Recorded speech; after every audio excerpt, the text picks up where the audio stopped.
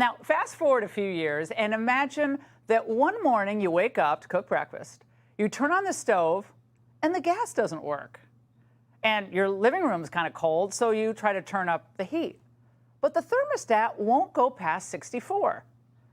Then you're just so fed up, you jump in your car, you drive to get gas because the tank's empty, but every station you pull into, it's closed.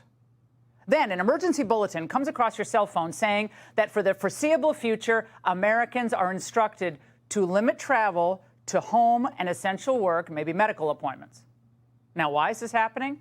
Because the UN has declared a global climate emergency. That's why. I am presenting a plan to supercharge efforts to achieve this climate solidarity pact through an all-hands-on-deck acceleration agenda.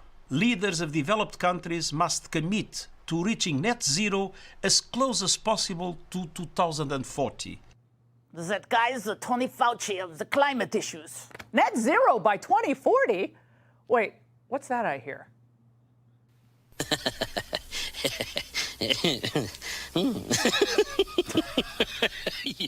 China's laughing, yes. It obviously would never abide by any climate agreement that slowed its growth.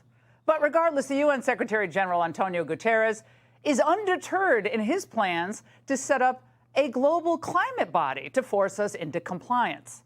Now, much like we saw during COVID, they plan to invoke emergency powers based on flimsy science. The narrative is already being set. And plans are moving forward for an ultimate vote by 2024 that would essentially give the UN control over your lives. It would mean less freedom and less money for you, and more power for the government.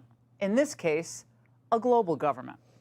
In September of 2024, right before a presidential election, the UN will host what's called a landmark summit of the future. Member nations are planning to sign on to an agreement that will give the Secretary General of the UN standing authority to convene and operationalize automatically an emergency platform in the event of a future complex global shock of sufficient scale, sufficient severity, and reach. Now, our friends over at The Federalist are very smart to raise the red flag here.